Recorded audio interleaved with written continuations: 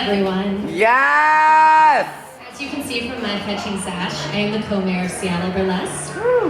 What that means is I'm supposed to be an ambassador to other art forms and also burlesque pods across the country, and to spread the word of the Burlesque Hall of Fame Museum, which is basically a building full of pictures and memorabilia from people who stripped in like the 50s and the 60s.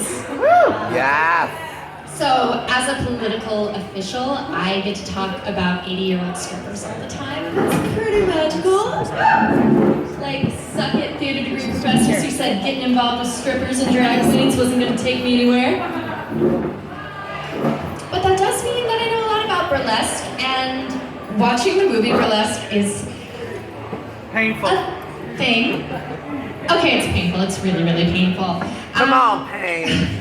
So aside from stripping in Burlesque, I also stripped in strip clubs for a while.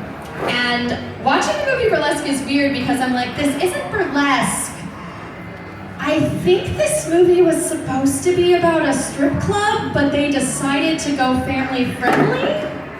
So they decided, we'll just call it Burlesque instead, because that's a classier alternative.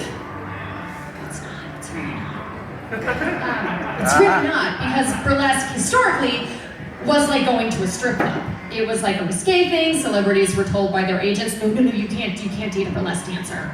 You especially can't date the burlesque dancer who's been arrested 6 times for picking fights with cops. And you especially cannot date the burlesque dancer who just got outed as a lesbian. I'm pretty sure she's not into you, dude. Happened a lot, actually. Give it a try. And burlesque, when it came back, the revival, while not actually sex work, was kickstarted by strippers from the Lusty Lady, who all mostly also happen to be lesbians. Woo! Yay, lesbians taking their clothes off and subverting the male gaze. So, Burlesque the movie. Not about burlesque. And as I'm sure you can all attest, being fine attendees of drag shows, they're also like doing drag performance, but they're also doing cabaret performance. I mean, Alan Cumming is even there. There's some contortionists who show up. It's a lot of things. There's so many things happening. It's not burlesque. Come on, things. Case in point, there's one number that involves taking their clothes off. And I don't know who told them about burlesque, but there's a featurette where Juliana Hough says, burlesque is not striptease. She's Mormon. She don't know. Yeah, well that's bullshit because I've worked with Mormons in strip clubs. They know what striptease is. They know what it is. But even beyond that, there are things that just do not happen in burlesque in that movie. For one, the giant fucking stages. The rotating mirrors, the giant set pieces. I mean, I'm gonna be honest, the Unicorn is like a really fucking nice venue. Yes. It is like the nicest venue I've performed at all month.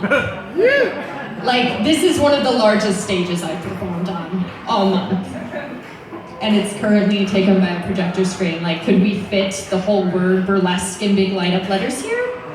I don't think we could do that at the Triple Door. And that's like the biggest venue that does burlesque in this town. Also, none of the girls have fake names. That's a holdover from burlesque coming out of strip clubs and previously being sex work, is you needed a fancy name for marketing, and also so if you were running away from your family, they couldn't find you. And none of the girls have fake names in the movie Burlesque, except for the black girl, the one black girl, whose name is Cocoa Puff. And we're just gonna let that sit and think about why that's a problem. Yeah, racism. Just say, Yay, racism in Hollywood! Yeah. Misogyny and racism. Woo! Well, that's the thing. Trump! Trump! Please.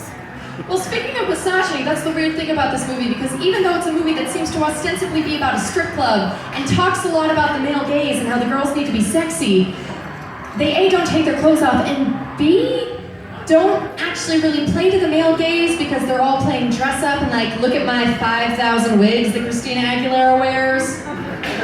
Like, her wigs alone probably cost as much rent as a venue on Capitol Hill. Yeah. there's more male nudity in the movie than female nudity. Yes. Which normally I'm okay with, because I'm like, yeah, let's everybody get naked on camera for the audiences. But it's weird when you're making a movie that is ostensibly about an art form that is about female nudity, but you show none of it.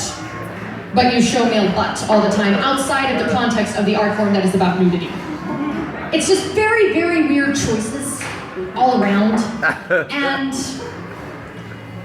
going into the nudity about burlesque, as I said, the neo-burlesque movement was largely started by lesbians coming out of a strip club. So burlesque for them was very much about subverting or completely avoiding the male gaze. I am a lesbian, and whenever people tell me, like, you do burlesque, and so like you're like getting naked for men, I'm like, fuck off. I'm getting naked for every lady in the audience. I'm getting naked for me. Just because men happen to think it's for them does not mean it actually is. And burlesque, even when you have women in the art form who are straight, you know, like all three of them, they aren't necessarily getting naked for men. They're getting naked for themselves. They're getting naked for their own empowerment. They're getting naked to say something. They're getting naked to scream something and happen to just be screaming it with their boobs and their butt.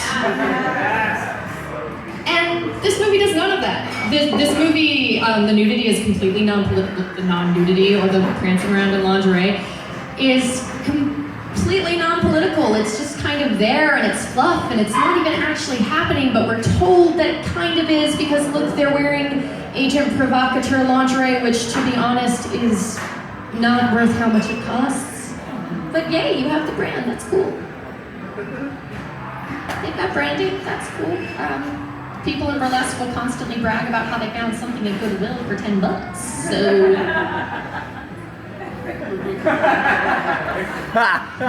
Or we buy cool things from like people in burlesque who make them by going and buying like bulk spandex in the New York fabric district. So good. And then making mermaid skirts in 7 million colors, and we all wear the same one. Yes. Let's clap for a mermaid skirt. Yeah.